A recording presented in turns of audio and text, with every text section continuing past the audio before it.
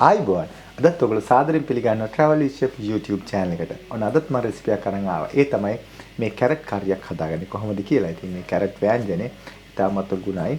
ඉතින් මේක ගොඩක් වෙලාට කුඩා දරුවොත් හරි ආස කරන දෙයක් තමයි. ඉතින් මේ කැරට් වලට තවත් බොහෝ දේ එකතු කරගන්න පුළුවන් මේ හදද්දි මේ ව්‍යංජනයක් හදද්දි. ඉතින් අද මම කැරට් විතරක් මේක තෝරගෙන තියෙනවා. මේ ව්‍යංජනේ හදන්න.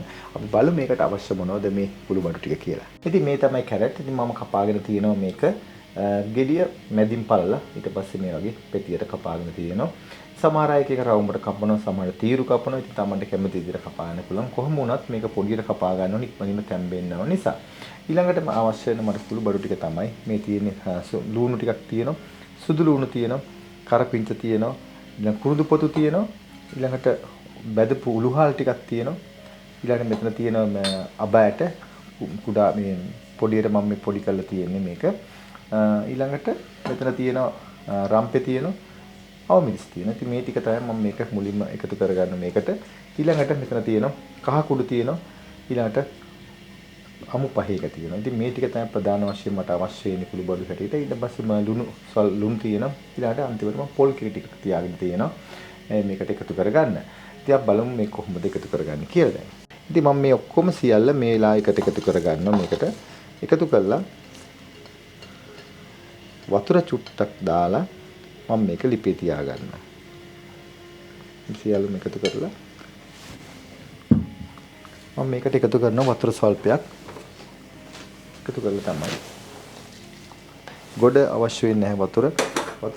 මොකද මේක හොද්දක් වගේ හදන්නේ. සමහරට ඔයගලන්ට කැමති නම් මේක හොද්දක් හැට හදා ගන්නත් පුළුවන්. නමුත් මේක සාමාන්‍යයෙන් යක්ින්දවල ගන්න තමයි ගන්නෙ. ඒක නැත්තම් ගොඩාක් වතුර වගේ ගන්න. සමහරට කැමති නම් ඔයගලට ගන්න පුළුවන් කිරිටියක් වැඩිපුර දාලා. දැන් මම මේක ලිපේ තියා ගන්නවා. ඊට පස්සේ මම එකතු කරන මේකට මේ විදියට මේ අමු පහේ ටික ටේබල් ස්පූන් එක වගේ ප්‍රමාණය ඊළඟට කහ කුඩු ටිකකුත් එකතු කර ගන්නවා. මේ විදියටම. දැන් මේක හරිම ලේසි. මේ විදියටම අපි මේක වතුර ගතිය තියෙන වතුර ගොඩ කරගන්න එපා. ඊට පස්සේ මම මේ විදියට දැන් මේක වහලා ලිපේ මේ තියාගෙන මේක තම්බ ගන්නවා. මේක මම ඔයගලන්ට පෙන්නන්නම්. සාමාන්‍ය ගාන තැම්බෙනකොට අපි කිරි ටික එකතු කරගන්න ඕන. ඉතින් මේක දැන් හොඳට සුවඳක් එනවා. දැන් මේ තැම්බීගෙන ඉන්නේ. ඔය සුවඳත් එනකොට මට හිතෙනවා මේක ගොඩක් වෙලාවට තැම්බිලා තියෙන්නේ. මොකද තව පොඩ්ඩක් වගේ තැම්බෙන්න තියෙනවා. නමුත් මට මේ වෙලාවේ එකතු කරගන්න පුළුවන් මට කිරි ටික. මේ තියෙද්දි මම මගේ හොඳ උකු කිරි ටික එකතු කරගන්න. මේ විදිහට ගන්න පේලාද මේක උතුරගෙන යන්න නැහැ. සමහරට නැත්තම් ගොඩාක් වතුර වගේ වුණොත් මේක සමහර වෙලාවට ඒක හරියන්නේ නැහැ වෙනුනේ. දැන් මේක මේ විදිහට තව ටිකක් මේක තව දුරටත් තව විනාඩි 5ක් 6ක් විතර මේක තියෙනකොට මේක හොඳ ගණනේ. මොකද දැන් කිරි දැම්මන් පස්සේ පරිස්සමෙන් තමයි මේක වහලා තියනවා. නැත්තම් කිරි ටිකුත් එළියට එන්න පුළුවන්. මේ නටල කිරි ටික එළියට එනවා. එතකොට මේක මේ හොදි ගතියත් ගොඩක් වෙලාවට වෙනස් වෙලා තියෙනවා. ඒක නිසා මේක ටිකෙන් ටික සැරෙන් සැරේ මේ ඇර බලලා මේක හොඳට කලවම් කරගන්න. මොකද කිරි දාපු නිසා දැන් පොඩ්ඩක් වෙලා තියෙනවා. ඉතින් මම මේක අඟමතත් ඇරලා බලනවා. දැන් මේක කිරිත් එක්ක හොඳට නටලා තියෙනවා. මම හිතන්නේ දැන් මේක හොඳට තැම්බිලා තියෙනවා. ඉතින් මේ ගාන හොඳටම ඇති. ඊට පස්සුව දැන් මම මේක ලිපෙන් බා ගන්නවා. මොකද මේක හේතුව දැන් මේක තව චුට්ටක් තියෙනවා නම් තැම්බෙන්න. නමුත් මේක මේ රස්නෙත් එක්ක මේක තවදුරටත් මේක තැම්බෙනවා. ඒක නිසා තමයි මම ලිප නුවා ගත්තා.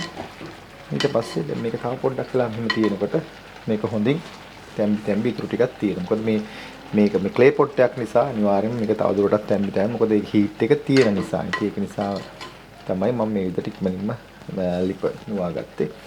ඉතින් මේ බලන්න හොඳට පාට සුවඳට තියෙනවා. ඉතින් මම මේක ඔයගලන්ට ලිපෙන් එළියට අරගෙන පෙන්නන්න. ඉතින් ඔයාලට පේනවා ඇති මම හදාගත්ත මේ කැරට් කරි එක. ඉතින් මේකෙදි මම ගොඩාක් වතුර මේ ගතිය අඩු කරලා හදාගත්තේ. මොකද සමහරලාට අපිට බත් මූලකට වුණත් මේක බැඳ ගන්න පුළුවන් මේ ආකාරයෙන් හැදුවන් පස්සේ. නැත්තම් ඔයාලට හොදි කන්න කැමති කෙනෙක් නම් තව ටිකක් කිරි ටිකක් දාලා මේක තවත් රසවත් මේ වතුර ගතියට හදා ගන්න පුළුවන්. ඉතින් ඔන්න බලන්න මේ විදිහට ඔයගොල්ලෝ හදලා බලන්න. ඔන්න ඔයගොල්ලෝ බලාගත්ත මේ කැරට් කරි කොහොමද හදන්නේ කියලා. ඒ අතරේ ඔයගොල්ලන්ට මොන හරි කමෙන්ට් එකක් තියෙනවා නම් දාන්න පුළුවන්. හේතුව මොකද දැනගන්න දේවල් බොහෝ තේ ඇති. ඒ දේවල් මේ සුපුරුදු පරිදි ඔයගොල්ලන්ට travel Facebook page එකේ තියෙනවා. ඒ වගේම තමයි අපේ YouTube channel එක හරහා වුණත් කමෙන්ට් එකක් දාන්න පුළුවන්. ඉතින් මම හිතනවා අද වීඩියෝ එක ඔයගොල්ලෝ බොහෝ දේ ඉගෙන ගන්න ඇති කියලා. නැවතත් මෙවැනි මාළුත් වීඩියෝ හැමෙනතුරු අදට ගිහින් එන්න. ඔබට සුබ දවසක්. ආයුබෝවන්.